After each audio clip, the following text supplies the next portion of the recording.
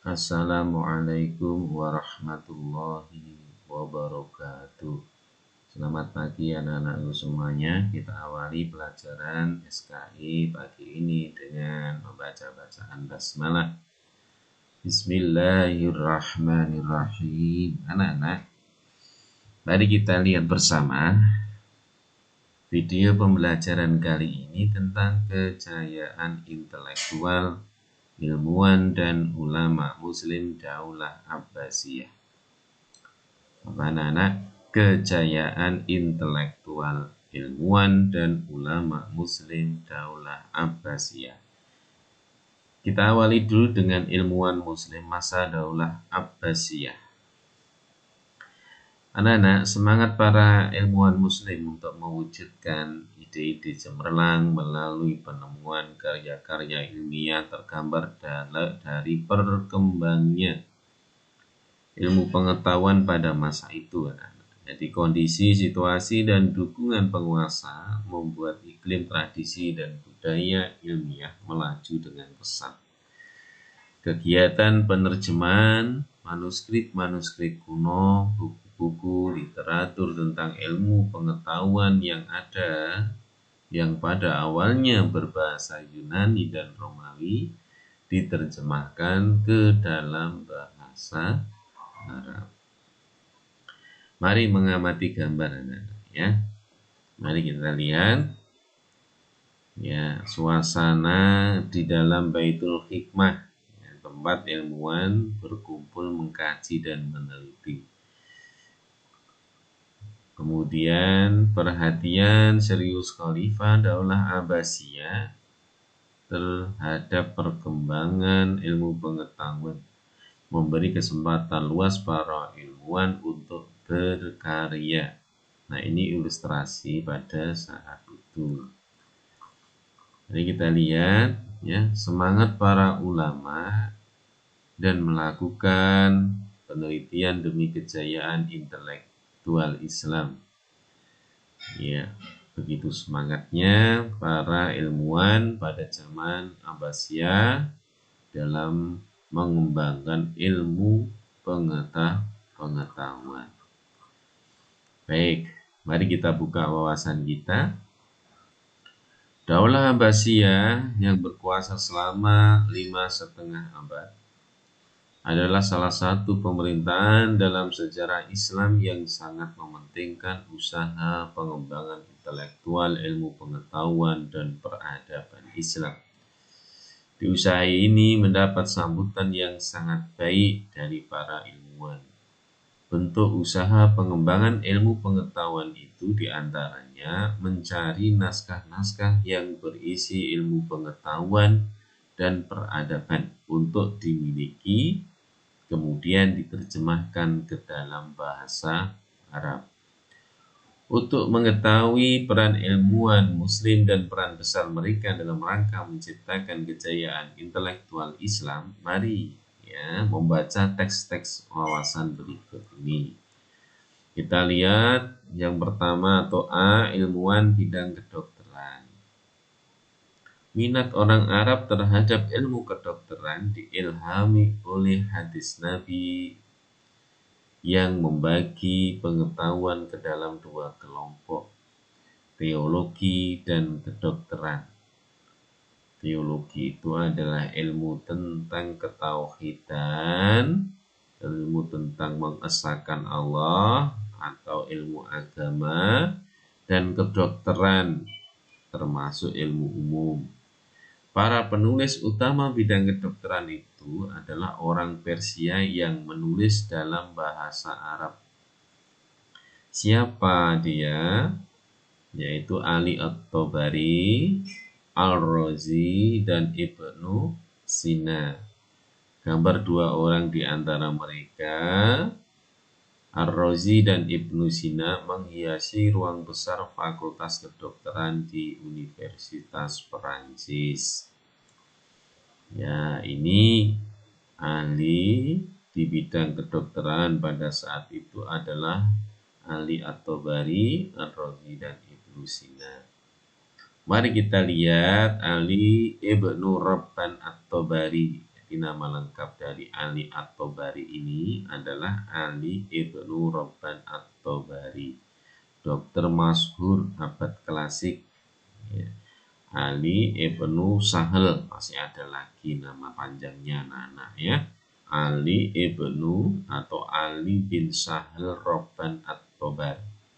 Lahir tahun 838 Masehi. Ya, sangat jauh dari kita anak-anak ya, dan zaman kita saat ini. Pada awalnya seorang yang beragama Kristen dari Tabaristan. Dia masuk Islam dan menjadi dokter pribadi Khalifah Al-Mutawakkil. Ayahnya adalah seorang dokter dan penulis kaligrafi yang hebat. Dan dari ayahnya, Ali At-Tabari pertama kali belajar ilmu kedokteran. Ali At-Tabari wafat tahun 870 Masehi. Dari 838 Masehi kemudian sampai dengan 870 Masehi. Berapa umurnya anak-anak ya? Sekitar berapa umurnya? Ya, 33 tahun ya. Ya, masih sangat muda sudah meninggal. Nah, meninggal tidak berkaitan umur, ya, umur berapapun bisa meninggal. Ali At-Tabari tidak hanya ahli dalam bidang ilmu kedokteran, ia juga ahli astronomi, filsafat, matematika, dan sastra. Ali At-Tabari mahir berbahasa Arab dan Yunani. Beliau juga terkenal sebagai tokoh ilmuwan pertama yang menulis ensiklopedia kesehatan atau Firdaus Al-Hikmah. Salah seorang muridnya yang terkenal adalah Zakaria Ar-Razi. Ya, karya-karya Ali At-Tabari ya antara lain adalah Firdaus Al-Hikmah. Ini merupakan ensiklopedia kesehatan yang membuat di dalamnya tentang obat-obatan dan cabang ilmu kesehatan. Nah, buku ini ditulis pada tahun 850 Masehi, terdiri dari 7 jilid. Nah, kemudian karya yang lain adalah Din Ad-Daulah, sebuah kitab membahas tentang agama dan negara. Berikutnya adalah Hifdzus Shihah, yaitu sebuah buku yang menjelaskan cara menjaga kesehatan dan masih banyak yang lainnya.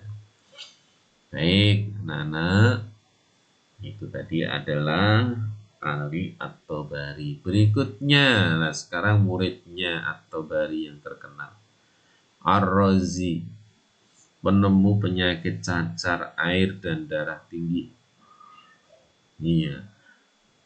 Nama lengkapnya adalah Abu Bakar Muhammad bin Zakaria Ar-Razi.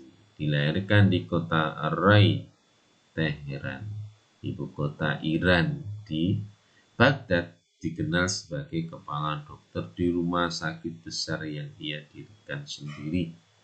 Ar-Razi juga merupakan penulis paling produktif semasa hidupnya. Ia menulis tidak kurang dari 200 karya ilmiah. Nah, diantaranya adalah Al-Hawi, buku yang komprehensif.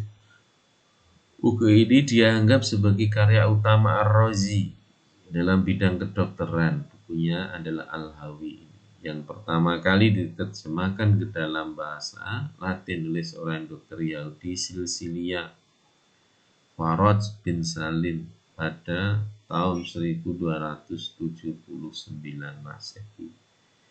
Karya yang lain adalah Al-Judari wal Hasbah.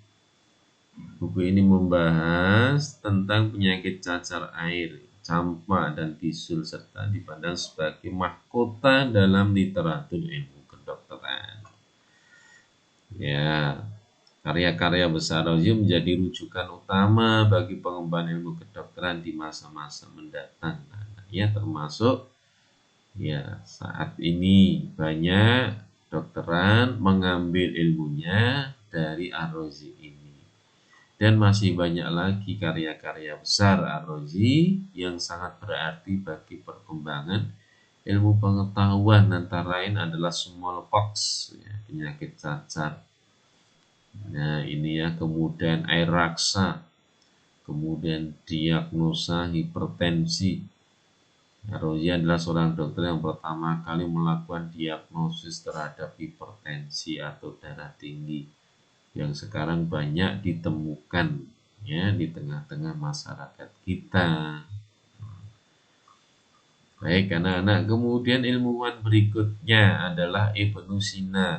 Nah di barat dikenal dengan nama Avicenna. Ya, jadi jangan keliru ya kalau ada sebutan Avicenna ya di barat, ya di dunia barat, maka yang dimaksud itu adalah sebenarnya Ibnu Sina. Nama lengkapnya adalah Abu Ali Al-Husain bin Abdullah bin Ali bin Sina. Jadi orang Arab memberinya gelar Syekhul Rais, pemimpin yang terpercaya. Nah, Ibnu Sina ini lahir tahun 980 Masehi, wafatnya tahun 1037 Masehi. Ya. Dianugerahi dengan kemampuan luar biasa untuk menyerap dan memelihara pengetahuan. Sarjana Islam dari Persia ini membaca buku-buku di perpustakaan besar milik raja pada usia 21 tahun. Mulai menulis buku. Nah, sebagai seorang dokter, Ibnu Sina itu lebih suka tindakan preventif daripada kuratif dan selalu menguatkan aspek rohani dan jasmani pasien dalam pengobatannya. Dalam pandangannya, makanan, minuman, temperatur, polusi udara, limbah, keseimbangan pikiran dan gerak tubuh mempunyai pengaruh terhadap kesehatan manusia. Nah, semua yang dikatakan Ibnu Sina terbukti dan menjadi masalah utama atas kesehatan manusia saat ini.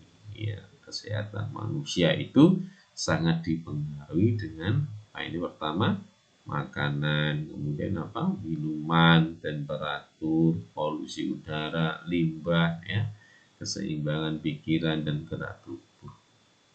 Nah, pada saat itu ditemukan hal-hal yang seperti itu terjadi pada saat sekarang ini, luar biasa. Nah, karya-karya Ibnu Sina dalam bidang ilmu kedokteran itu antara lain adalah Al-Qanun fi Tibb, yang artinya dasar-dasar ilmu kedokteran. Ya.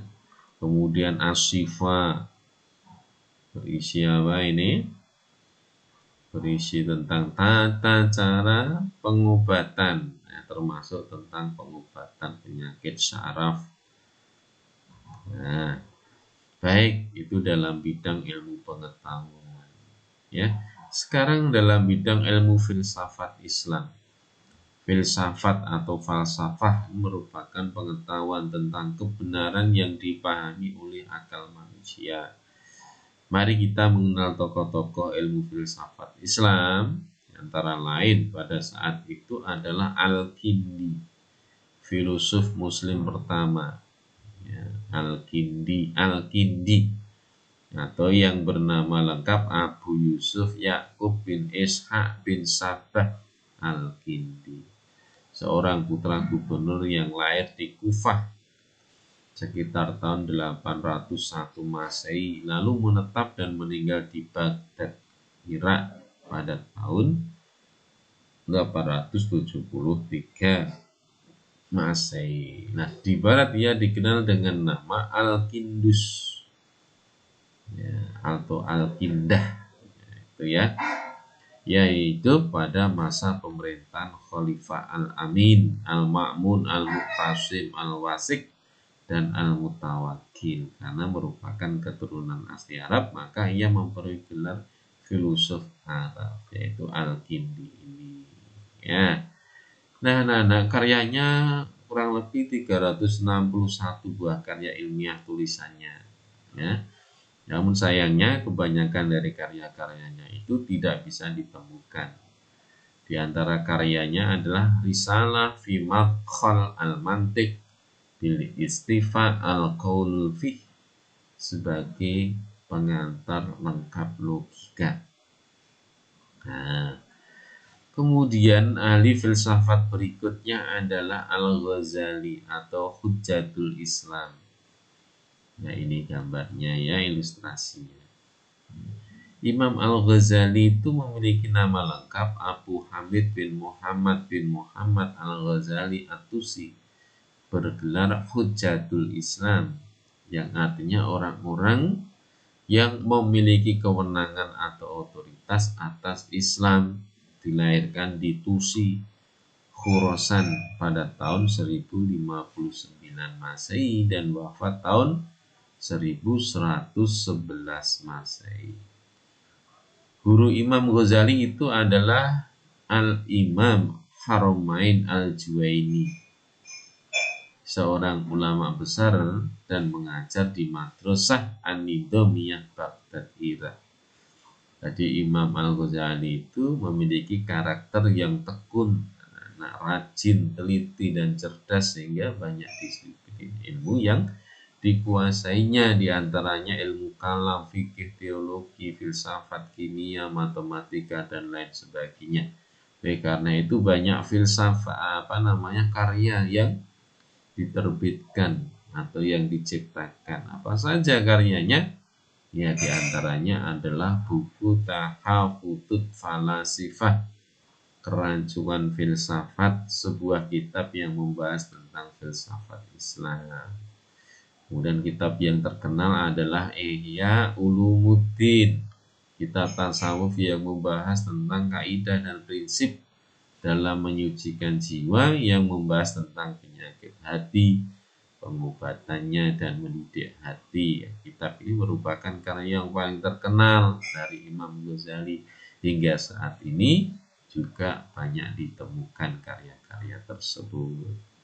Baik, sampai di sini dulu ya anak-anak, sampai kepada ahli filsafat Islam di masa Bani Abbasiyah. Baik, di masa pemerintahan Abbasiyah. Insya Allah besok kita lanjutkan. Kita akhiri dengan bacaan hamdalah. Alhamdulillahirabbil alamin. Assalamualaikum warahmatullahi wabarakatuh.